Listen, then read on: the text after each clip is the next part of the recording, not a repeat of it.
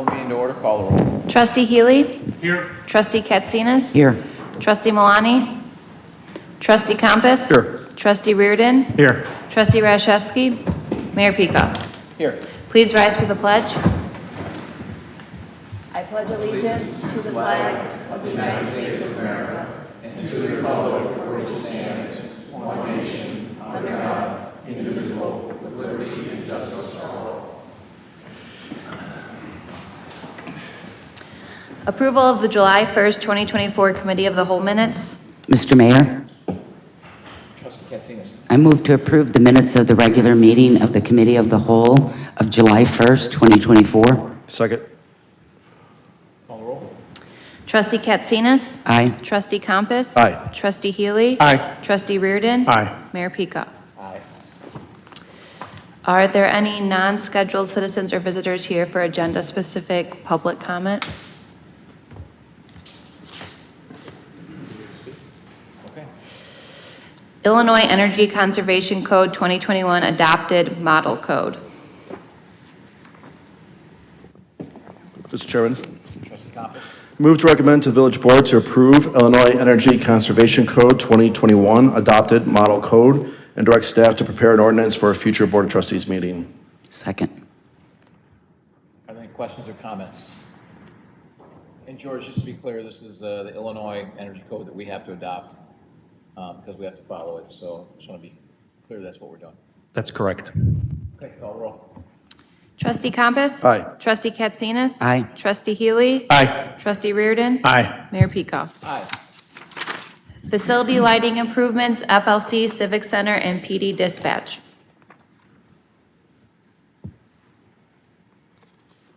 Mr. Chairman, Trustee Compass. I move to recommend to the Village Board to approve the use of the Omnia contract number 02-139 and recommend approving proposals number 24-167-01, number 24-167-03, and number 24-167-04 from Davcom Electric, Inc.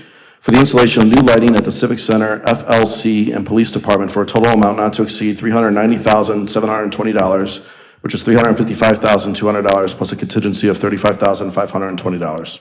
Second. Are there any questions or comments?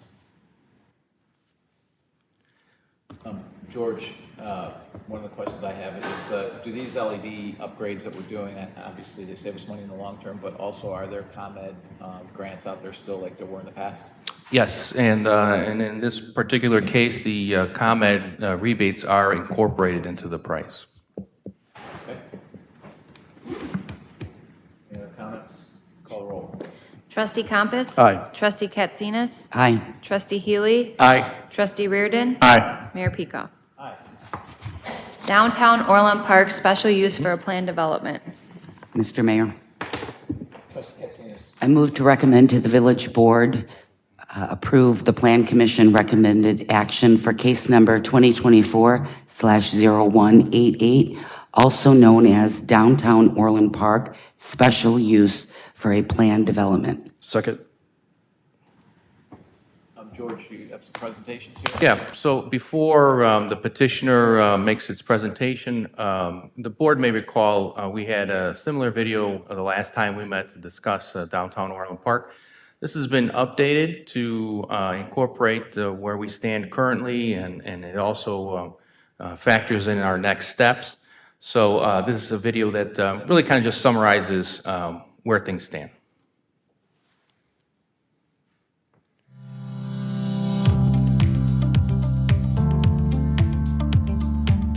Work is well underway between the Village of Orland Park and Edwards Realty to finalize the details of downtown Orland Park, with the goal of breaking ground sometime this fall. If you recall, in 2004, the Village of Orland Park undertook an ambitious effort to develop an area that meets the village's long-standing vision of creating a pedestrian-friendly downtown environment for Orland Park. Having invested approximately $150 million into the triangle in public-private partnerships, public investments, private investments, land acquisition, and roadway intersection improvements, the project remains incomplete. Seeking to finally bring home the village's long-standing vision for the area, at the May 2nd, 2022 Village Board meeting, the Village Board approved the conceptual master development plan for downtown Orland Park.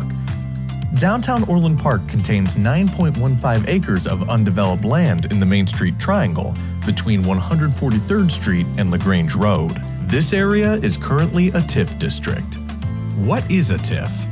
TIF, or tax increment financing, is an economic development tool used to boost economic growth and create jobs by allowing developers to pursue developments that they normally wouldn't if they had to fund the projects on their own. TIF districts are created for 3 reasons. Number 1, the local government does not have the funds needed to revitalize the property. Number 2, developers are hesitant to invest because redevelopment costs would exceed property values. And number 3, without action, the surrounding areas are at risk of decay and an eroding tax base.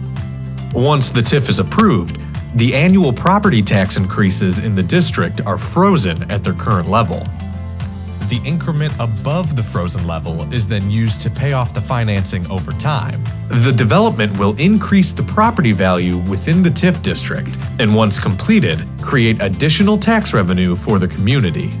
The additional retail sold from the real estate can increase the sales tax revenue from the community as well. For example, the current assessed value of all properties within the proposed downtown Orland Park TIF district is $0.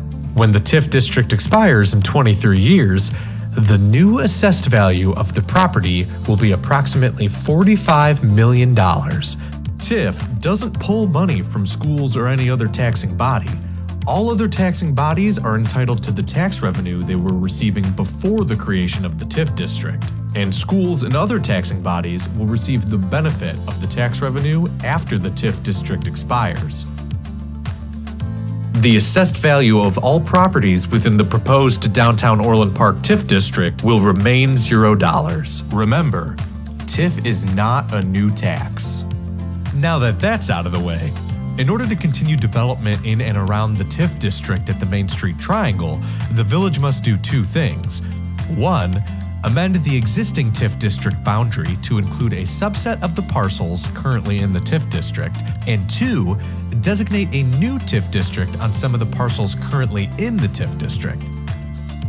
Since the May 2nd, 2022 Village Board meeting, the plans of downtown Orland Park have evolved to create a truly iconic and enjoyable experience, attracting some of Chicagoland's most desirable cafes, restaurants, and marketplaces. There will be over 140,000 square feet of new building space that will be used for retail, restaurant, entertainment, and other commercial uses. But most importantly, no new residential space will be built. Heroes Park will be the central hub to downtown Orland Park, designed to accommodate flexible outdoor activities, including farmers markets, concerts, ice skating, and additional activities. The site will include a tribute to Heroes water feature and over 37,000 square feet of landscaping area, with plenty of trees for shade and a plethora of lawn room for everyone to enjoy. The North Pond will be another beautiful feature for the development. Residents can overlook the water feature while enjoying the businesses of downtown Orland Park. This area will have a completed pedestrian connection to LaGrange Road for more access. Downtown Orland Park is seated right along a rail line with a Metro commuter rail stop at 143rd Street. This considers the development a transit-oriented development. Transit-oriented developments, or TOD, create compact mixed-use developments near public transit to ensure people ease of access to jobs and other services. Some examples of other transit-oriented developments include Downers Grove, Park Ridge, LaGrange, and Arlington Heights. Some of the other updated parcels include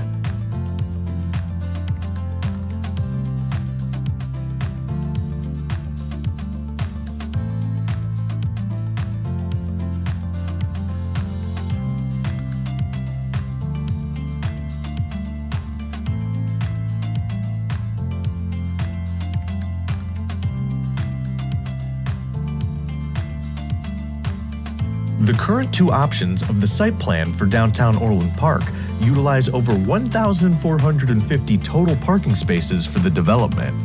According to an independent parking study done on July 16, 2024, this amount of total parking spots will exceed the required amount during peak projected times for parking needs in both site plan options. With the expansion of Heroes Park from the previous Crescent Park parcel, a traffic study needed to be done to determine how traffic would flow throughout the downtown Orland Park area. According to an independent study done on July 22, 2024, with the modifications to Crescent Circle Drive, Jefferson Avenue, in addition of a pickup and drop-off area on the north side of 142nd Street, and new access drives serving parcels A, B, and C, the intersections that provide access to downtown Orland Park will accommodate development-generated traffic without impacting internal intersection operations. In addition, the internal intersections within the site are projected to operate efficiently and will not impact the access intersection operations. The site will also continue to provide adequate accommodations for pedestrians. The total development cost of this project, including improvements, is approximately $80,500,000. The TIF increment will fund approximately $33 million of this cost. Of that, about $10 million will be used for utility relocation and the construction of Heroes Park. Additionally, the village will be dividing up its bonds for financial security. As development reaches a set of standards, more money will be released. In order to ensure long-term maintenance of downtown Orland Park, the village will also establish a special service area for the entire property. Special service areas, or SSAs for short, are local tax districts that fund expanded services and programs through a localized property tax levy within that tax district. Revenue generated by the downtown Orland Park SSA could be used for a number of things, including the following.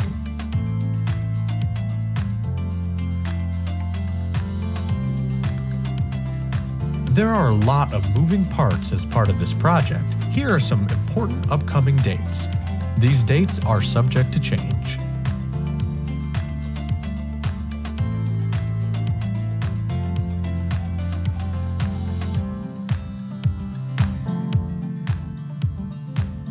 Because of the importance of this project for the community, we want to hear from you.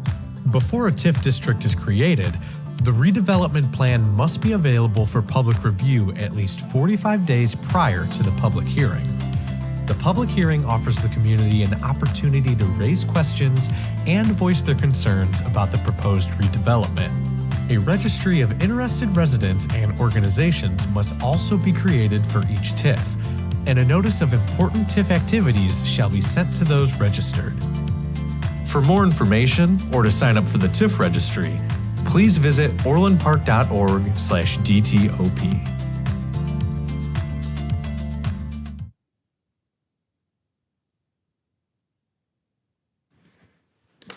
So if we can, the petitioner can come up now and kind of give a presentation similar to what they did at the Plan Commission.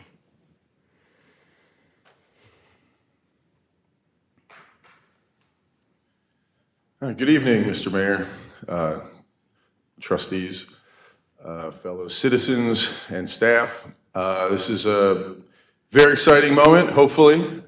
We've worked, my company's worked for several years to come to this site plan based on the demand in the area, what we all collectively think would be best in this downtown area.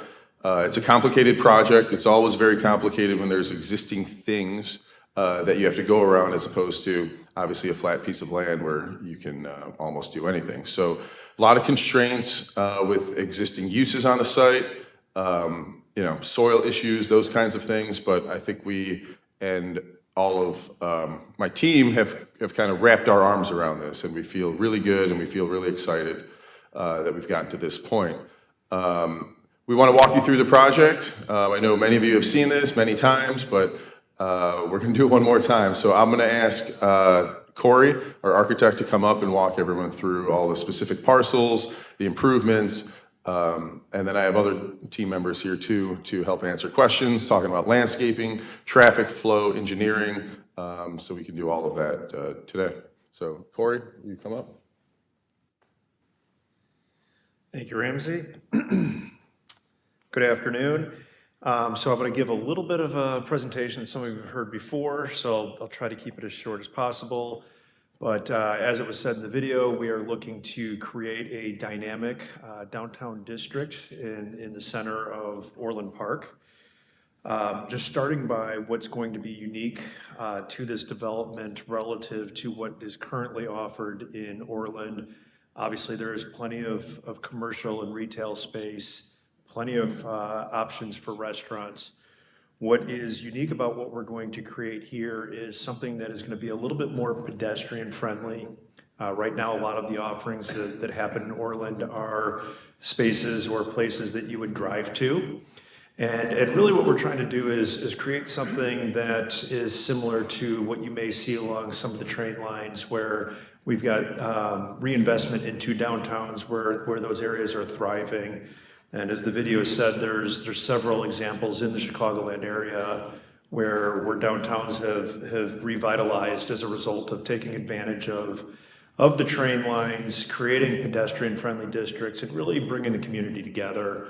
You know, it's great that we have places that we can drive to, but I think the community really comes together when there's a place that you can walk around and really experience firsthand.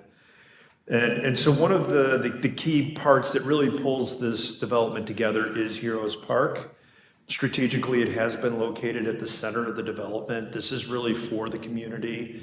This is a space that you can come and enjoy, be it in the summer, concert in the park, in the winter for ice skating, any sort of holiday or community gatherings. Really, it's a public space for the public. And so that really is kind of the heartbeat of our development. And then from around that, there's really creating a series of dynamic uses that will pull a variety of community members to the space. And so if we were to just make this restaurants just retail, you're pulling a certain demographic for a certain time of day, and it doesn't really make it dynamic and lively all week long. So part of our strategy is to be able to pull different people for different uses so that they can organically come to this downtown district. And so having in the parcel in the lower left-hand corner as a daycare, that brings a completely different set of people to it than people who are going to come for a restaurant on a Thursday, Friday, Saturday night.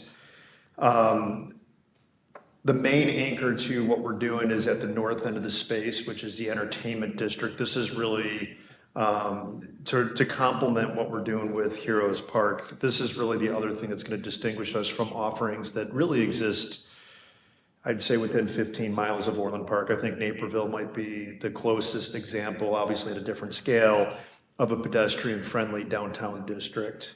And so really parcels A and B at the north end of this development, we want to vacate Jefferson Street and put the buildings in such a configuration that it creates an energy between these buildings and really fosters this pedestrian-focused area, especially in the summertime where we can have outdoor space for restaurants, create patio space. And really create an energy that just, it doesn't exist really in the area. And so it'll be a mix of restaurants and retail. This part of the strategy is you get, I'll call it more recognizable, maybe bigger name restaurants, and you put them at the anchors of these buildings.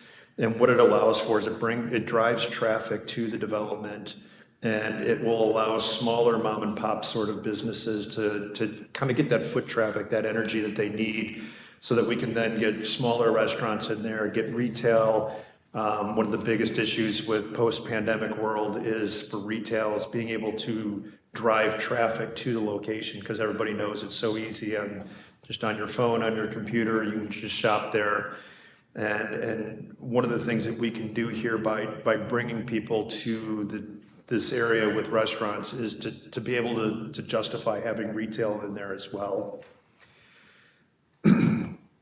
The other thing that's unique about these spaces is we are currently looking at having office space on the second floor. So again, we are now bringing a third mix of people to come to this destination for a different reason and a different time of day.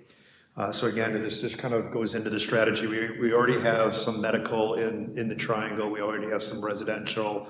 So really what we're looking to do is round out the experience and the reason for people in the community to come here.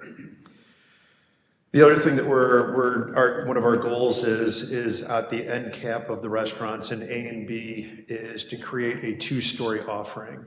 And so right now, there really isn't much in the way of rooftop restaurant. And I know it's only on the second floor, but psychologically, having an offering that's above ground level is unique. It's unique to Orland, it's unique to the surrounding towns. So really, again, this is something that's going to drive traffic to us by having these rooftop restaurants. Some will have outdoor patios, some will just have windows that can open up, take advantage of views of Heroes Park. Also, it's going to help us activate the park to the north or the retention pond. As we go further south into the development, Parcel H, which is at the southwest corner of 142nd and LaGrange, this is just going to be a one-story standalone building. We're looking at a mix or a potential of either business or commercial use. So depending on how the leasing works out, this again could be a restaurant, this could be an outpatient medical, this could also be retail. So we're looking at a series of uses for that. Again, just trying to create the energy and variety of people that we're going to bring to downtown Orland Park. At the south end of Heroes Park on Parcel E, we're looking at creating a two-story building there, and what we're focused on is an entertainment user. And entertainment could be a couple of things. Pickleball right now is very popular. Obviously looking at, not a pinstripes, but somebody who's a similar user. And part of the reason for that is that type of tenant will bring people there 365 days a year, depending on the weather. This could be something where you've got young kids and you need a place for them to blow off some steam in the winter. This is a perfect place for it. If this does become a pickleball user, it's a perfect place where we can have social leagues. Just going out and getting some exercise. And that can be indoor or outdoor. So again, it's a variety of use that we're driving to downtown Orland Park. The next one is just south of that is Parcel F, which is the existing parking garage. There is currently a 12,000 square foot vacant retail space. Ideally, we would be looking at maybe a microbrewery, again, another food and beverage tenant to go into that space. And between parcels E and F, in those two, so right now we have a lot of energy that we're focusing to the north end of the development. And what we like about the entertainment user and this food and beverage user that goes into the parking garage, it brings an energy down to the south end of this development and kind of creates a balance. And so strategically what we've looked at there is we've given additional outdoor space for both of those tenant spaces so that we can kind of create a miniature version of what we're doing at the north end down at the south end of the development, because we want to make sure it's viable, it has its own energy, and it brings a little bit more to the overall development. The last space that I'd like to look at is the existing Metro train station. So that structure, we're not looking to make any modifications to the footprint or the design of the building, but within it, we would like to activate and potentially get a small coffee shop within there, an amenity to the commuters who currently use the train line and hopefully encourage maybe future increased usage on the train line. So just another amenity to the community, giving them a little coffee shop, a place where you can pick up a donut and some coffee before you trek downtown. Again, just bringing more people to this area, another amenity, just organically variety of users from the community, so that it brings more viability to and an energy and a dynamicness to what we're creating. I think that's kind of the headlines here. Would you like to speak a little bit about the parks and? Yeah, I don't know who. Yeah, if we can pull up the landscape plan, we're going to speak real quickly about Heroes Park and then the retention pond in the north. Probably go to slide.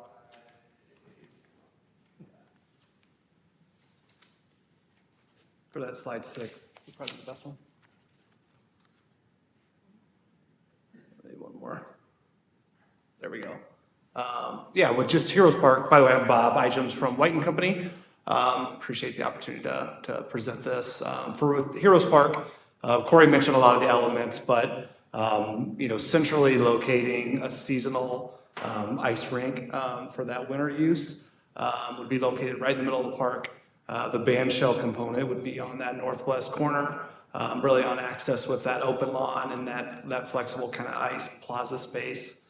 The Heroes Memorial Water feature, which is shown in the blue kind of rectangular shape to the east, would be a nice pass-through ceremonial space within the park. And then flanking on either end of the park would be flexible seating, an archway on the northeast corner, and then other flexible seating and open space on the west side. There would be a trellis on the southeast, of the ice rink area that would have some unique swing seats, kind of playful there. Locating also a food truck area on the south portion of the park as well, with again flexible seasonal spaces for farmers market, things of that nature.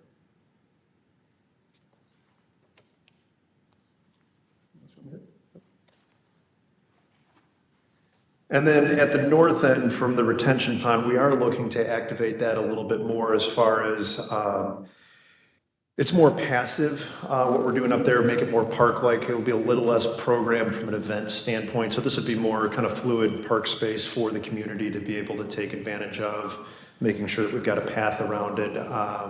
We're looking into what we can do from an engineering standpoint to make sure that we still have the requirements that we need from a retention standpoint, but also to be able to beautify it a little bit as far as, from a community standpoint, making sure that it looks nice. So that is, Ramsey, I think I touched on most of the talking points. So we do have some experts here from a traffic, a parking, and an engineering standpoint. So if there are specific questions, we've got a whole team that can respond accordingly. And then maybe we can have staff now just kind of talk about how the Plan Commission viewed the plans and what else came out of that. Thank you. Okay. So we're here tonight because the Plan Commission did not make a unanimous recommendation, so we just wanted to bring it before you so you could talk through all the talking points. A lot of the video and the presentation already has covered a lot of the features and elements of the recommendation of approval, but not unanimous. So I believe, I'm just trying to figure out what slide we might need to cover. I guess if you just go through the slides and. The one dissenting vote thought there could be more. The approved plan that was from 22, we established minimums of minimum square footage of building and that sort of thing. So if there is an opportunity in the future to build upon what's here now, that's possible. But he just felt like there could be more at this location. Sorry? More density, yeah. More residential too, right? Mayor, can you, your microphone's off.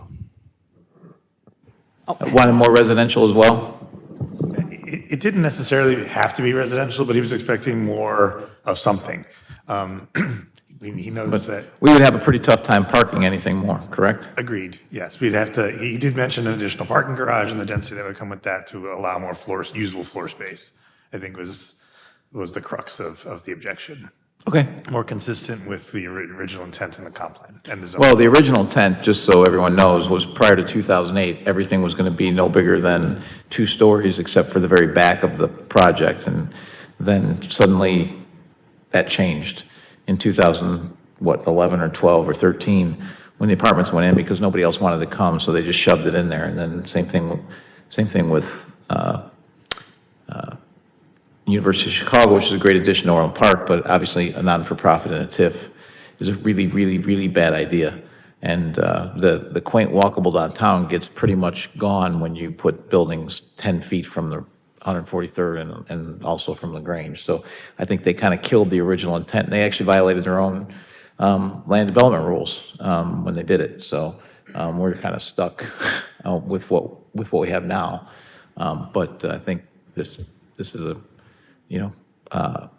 well thought out project for the remaining land. And then just for the record, there was no one who spoke against the project from the public. There were some questions about some previous uses. Those were addressed regarding cleanup or environmental things, which were addressed at the meeting, so. Mr. Mayor, Okay? Mr. Mayor, Trustee Reardon. Ramsey and your group, I mean, how close this train is to where all of the people will be, where all of the amenities will be, is it similar to other towns? Is it closer? Is it, approximately the same that you see in like LaGrange or Naperville? So there's obviously your major train lines. There's a variety of different downtowns that have been activated with train lines that run right through the middle. You essentially have 2 different types. You have the type where the town basically grew up around the train station and it is as close as we are, if not closer. And then you've got the towns where they essentially had more space to plan. And generally speaking, they'll have a parking lot around their train stations and then the town is kind of around that. So it's about a 50-50 split depending on the age of the town, but there are definitely situations, Downers Grove, Arlington Heights, Barrington, anything along really any town that's over 100 years old, you're getting train lines that run right through. And, like out Arlington Heights, there's a restaurant called Passero that's 20 feet from the train line and they have an And there's no outdoor freight, patio. I mean, I take that line to work every day, so there's no freight that comes through that train line. It's technically a freight line that the commuters use, and the freight trains are fairly infrequent. There's only a couple of them a day, so it's not like the BNSF that runs out west through Downers, where during rush hour you're going to have freight trains going right by the commuter trains. So I like to use Downers as the best example because Naperville to me is a much larger downtown area, so it's kind of unique. It's kind of like Evanston. It's different itself. I think Downers has the density and the closeness. And there are restaurants that open directly up to the train line there. So to answer your question, there are enough examples that are successful in our Chicagoland area that would have a similar situation to this. And I'd argue that from an energy standpoint, it actually is better to have that proximity and that density, that the parking lots usually create a little bit of a buffer, which kind of, it kills that energy a little bit. Thank you. And just to, and Trustee Reardon, like you were mentioning, this is a strictly a commuter line. We do not have freight service at all on here. So the limited train service that we do have is commuter rail. Just to follow up, this is a 9.1 acre area.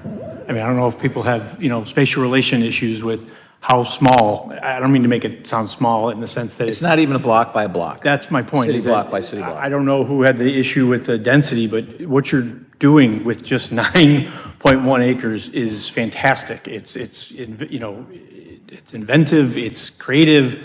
I think people need to realize the difference. This is not Naperville. This is not 25 acres, 30 acres of space that you can kind of, I think Ramsey, you said, it's not just an open piece of flat land that you can create and put in really anything you want. You got a lot of restrictions here. Well, I think people need to also, on that point, and I hear it all, I've heard it, we've all heard it. This is less than a block by a block, city block by city block. It's half of that, right? It's a city block by city block cut in half at an angle with a forest preserve on the other side. So it can't be all that. And then the idea that, well, it's our downtown, it's like, it was a train station for a farming community, as you pointed out, 100-year-old communities that actually were bedroom communities 100 years ago. We were not. We were a farming community of 300 people, and that train station was just to allow people to get to downtown when they needed to travel. And it was a big deal just to get there because they'd be coming, 5 miles with a wagon or something to get to that train station. So it was never a vibrant, giant downtown area. It was a train station near our general store and bank, basically, was what it was. So we're doing something with this to make it a very unique space, I think different than the rest of Orland Park. But anyone who envisions this as some 100-year-old suburb that now is going to revitalize and regentrify an area, it's just not that. It's never been that. Any other questions? And I would say, since there's no one here to comment, I would say that let's just plan on having our discussion here rather than at the board meeting, since we have time. Mr. Mayor, Trustee Katsinas. I think a lot of people with new development, there's always a concern with traffic. You did an outstanding traffic study, and maybe if you could just share a little bit of your findings on traffic, how that will impact people on LaGrange Road, on 143rd, and in the interior of the project. Yes. Good evening, good afternoon, good evening. My name is Javier Milan. I'm a principal of KLOA, and we were retained to conduct the traffic study. I'm probably going to start, if you don't mind, with the accessibility or vehicular accessibility to the site, just so we have something to begin with. So 142nd Street, which has a signalized intersection with Route 45, approximately 650 feet north of 143rd. Then you also have Main Street, which has an unsignalized intersection with 143rd, approximately 1,100 feet west of Route 45.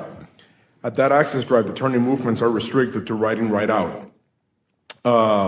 You also have access on Ravinia Avenue, which has a signalized intersection at 143rd, and then Jefferson Avenue, which has an unsignalized intersection of 143rd.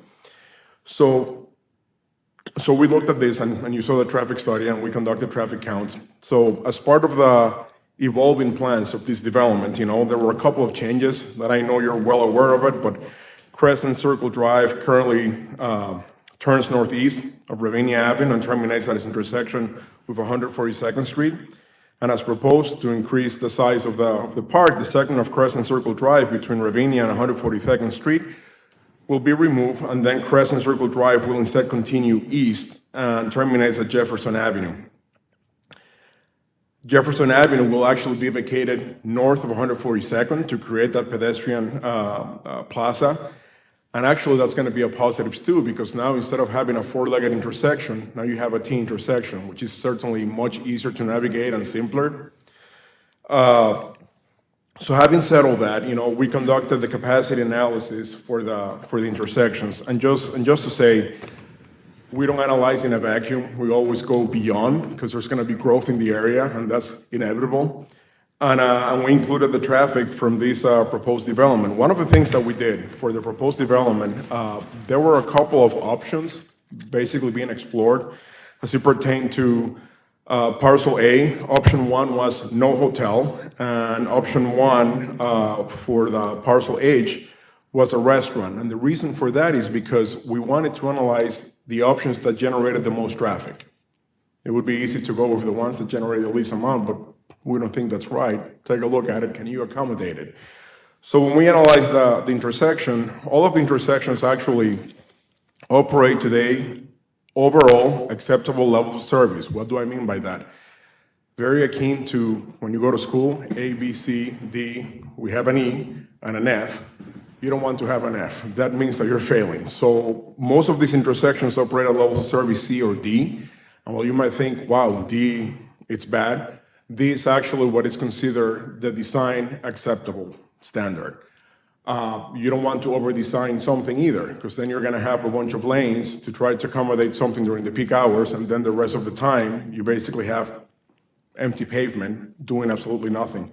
So again, most of the intersections actually operate at level of service D or better, like Ranch on 142nd Street, A and B, and Ravinia on 143rd, B and C, which is actually very good.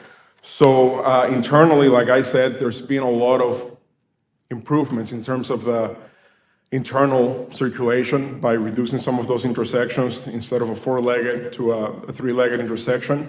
And the pedestrian accessibility has also been improved by providing sidewalks all around the site. Any other questions? I'll be more than happy to answer them. No, thank you. Mr. Chairman, Trustee Campos. I have a comment, but I'd yield to any other questions if the board has any other questions. Any other questions? No, just a comment. Comment. Yeah, go ahead. I have a question. Trustee Healy. Where did we come up with the name Heroes Park? You know, this was, I can answer that. okay. That came up from, so one of the former trustees wanted to do, if you recall, or if you think about the police department, there's a vacant lot to the south of the police department. And she wanted to spend significant dollars to create a Heroes Park at that particular place where no one goes to, right? Because there's nothing around it. So the thought was, hey, let's put the park where people will actually be and they'll actually go to. And so that was the reason for putting it here. And we thought the idea of having Heroes Park was great. We thought the location was poor and that this would be a much better location because a lot more people would see it as opposed to standing alone on something that people just drive by and never really would ever get out and walk to or any of that kind of stuff. Be another pocket park where no one goes to, where this people will see because there's a lot of traffic. You've got, University of Chicago, you got people that live there, you got restaurants, you got all that. That's where it came from. Well, for one, I am not afraid to have a statue of one of our country's founders or whatever and turn this more into a history park. That may not be as popular in some areas as it used to be, but I still think there's great respect for true heroes out there. And, that's just me. I think it would make a statement of our values. That's it. Okay. Any other comments? Mr. Chairman. Trustee Campos. So just like to thank Edwards Realty and White & Company. I know you guys have done this presentation a number of times, and you probably could do it in your sleep at this point, but it's important, that repetition, because it shows that the village has not rushed to any decisions on this. This has been a very thorough, rigorous, and very transparent process. It includes at least 12 meetings, hearings, input sessions, resident survey, clearly demonstrated a commitment to the community engagement combined with your professional expertise, so thank you. Over the past 3 years, this plan has incorporated extensive feedback from residents, aligning the development within the community's vision as best as this space will allow, as the mayor has already mentioned. Industry experts in development have been integral in designing and implementing this project. The problem we've inherited here as this board is due in no small part to the prior village's board's belief that they could dictate market behavior. As a current board, we cannot simply designate businesses to specific locations without the market responding in kind. Developers like Edwards Realty must attract and negotiate with vendors supported by the TIF district to enable a viable and successful development. That's the reality. And again, this project represents a collective reasoning of many stakeholders. It's not the decision of just one single individual. Simply impossible for just one person to have done it and made those decisions on their own, and to even suggest it would demonstrate an extreme lack of understanding of how this works. After 3 years of careful planning and community input, we now have an anonymous group that's suddenly appearing only after all this input. And I would have to say that I would consider them suspect at best, malicious at worst.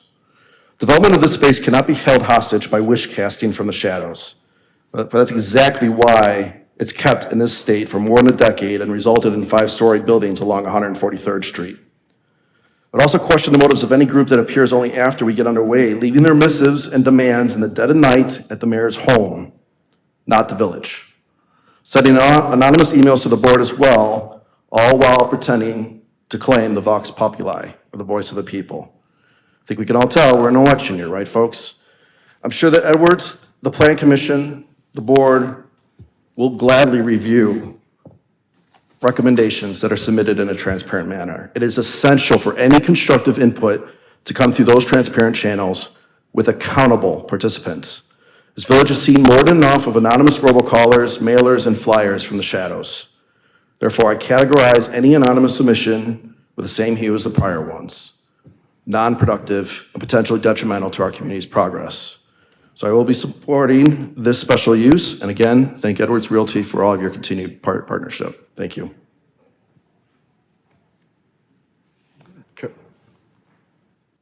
Mr. Mayor? Trustee Healy.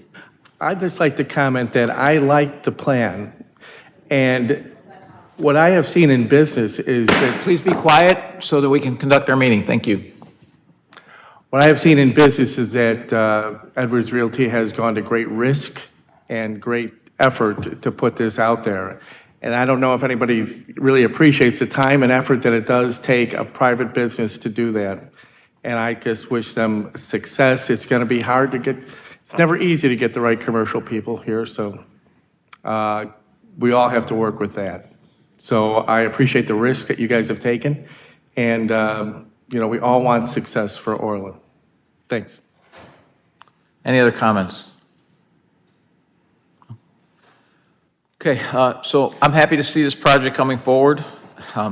Next to the fiscal cliff, I learned about shortly after I arrived, this was the biggest problem that I inherited back in 2017. The problem began, around the turn of the century when the board decided to basically turn itself into a land speculator and developer.